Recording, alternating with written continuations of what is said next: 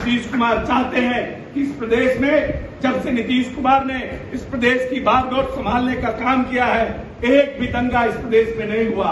और कभी भी दंगा की परिस्थिति आई तो रात भर जग करके इस प्रदेश को महफूज रखने का काम अगर कोई नेता ने किया है, उसका नाम नीतीश कुमार है।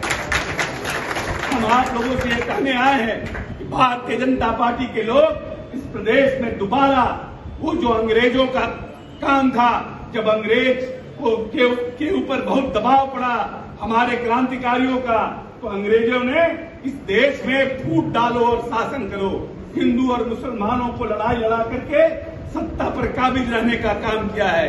उसी तरह से भारतीय जनता पार्टी के लोग भी इस प्रदेश में सत्ता पर काबिज रहने के लिए आपस के भाईचारा को मिटाने का काम कर रहे हैं। इसलिए ये आपकी ज्यादा जवाबदेही है, हिंदुओं से ज्यादा मुसलमानों की जवाबदेही है कि आप इस तरह के विदंगड़े में जो नौजवान हमारे हैं, जो नौजवान लोग हमारे हैं, उनको इस तरह के विदंगड़ा से दूर रहने का काम कीजिए। और वैसे जो लोग, जो राजनीतिक दल के लोग जो भारतीय जनता पार्टी के एजेंट बन करके इस देश में राजनीति कर रहे हैं और आते हैं और आपके पास बड़े बड़े शेरवानी और बड़ा बड़ा बिरयानी खा करके आपको भाषण देते हैं, उनसे भी सावधान रहने की जरूरत है, क्योंकि वो आपके शुभचिंतक नहीं है।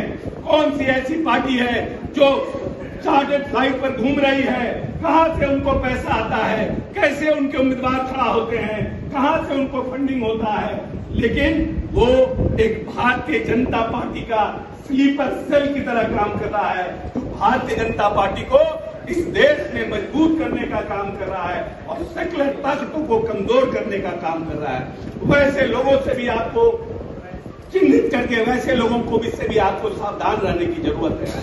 जो लोग इस प्रदेश में, क्या कारण है कि जहां मिनॉरिटी की जनसंख्या ज्यादा है, वहां पर वो उम्मीदवार खड़ा करता है और बोलता तो भारतीय जनता पार्टी के खिलाफ है, लेकिन उम्मीदवार खड़ा करता है सेक्युलर वोटों के बंटवारा के लिए। क्या हुआ गोपालगंज में, कितने वोटों से हम हार गए गोपालगंज की सीट को? क्या हुआ कुर्नी में, कितने वोटों से हम हार गए कुर्नी की बाई इलेक्शन को, और कितना वोट उस पार्टी के उम्मीदवार को आया?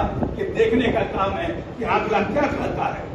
आप बात तो करते हैं सेक्युलरिज्म का, लेकिन जिताने का काम करते हैं वैसे लोगों को जो सेक्युलर ताकतों को इस देश में कमजोर करने का काम कर रहा है। इसीलिए हम आप सबसे कहने आए हैं कि जो आपकी बातें लोगों को कहते रहे हैं, माननीय नेता ने हमेशा पॉलिटिकल जो उनकी सभा होती है उसमें, चाहे सरकारी सभा होती है उसमें, कि जब तक इस प्रदेश में और इस देश में प्रेम और भाईचारा नहीं रहेगा तब तक यह देश सुपर पावर नहीं बन सकता है।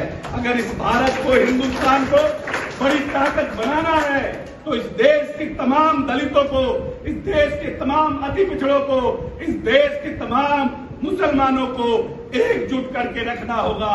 और एकजुट करके रखने के बाद ही यह देश आने वाले समय में 21वीं सदी का हिंदुस्तान बन सकता है। हमारे सनातन, जब हम लोग छोटे बच्चे थे और सत्यनारायण भगवान की पूजा हुआ करती थी घर में, तो पंडित जी जो आते थे पूजा करने के लिए, तो वो नारा देते थे, आरती के बाद कहते थे धर्म की जय हो, अधर्म का नाश हो। कभी नहीं कहते थे सनातन धर्म की जय हो, बोलते थे धर्म की जय हो, अधर्म का नाश हो, प्राणियों में सद्भावना हो। मतलब जिस जीव जंतु में प्राणी है, चाहे वह पक्षी हो, पशु हो, सब में सद्भावना हो। कभी नहीं कहा कि हिंदुओं में सद्भावना हो, वो कहते रहे कि प्राणियों में सद्भावना हो और विश्व का कल्याण हो। सनातन धर्म में कभी नहीं कहा गया कि हिंदुस्तान का कल्याण हो। इसीलिए जो पाखंडी हिंदू मुसलमानों के बीच में विदंगड़ा खड़ा करता है, उनको भी चिन्हित करने का काम कीजिए, उनको भी बेनकाब करने का काम कीजिए। यह देश गंगा जमुनी संस्कृति से आगे बढ़ा है और आने वाले समय में भी उन्हीं संस्कृति से आगे बढ़ेगा। इसलिए प्यार और भाईचारा को देश में और विदेश में बना के रखिए और वैसे ठपोसंकी लोगों को चिन्हित कीजिए राजनीति में, सामाजिक क्षेत्रों में, और उनका पूर्णतः बहिष्कार कीजिए। और आप मुसलमान भाइयों से हम आग्रह करने आए हैं कि आप इस भाईचारा और मिल्लत के लिए आप आगे बढ़िए और हिंदुओं को गले लगाने का काम कीजिए, तब यह देश एक होने का काम करेगा। बहुत बहुत धन्यवाद।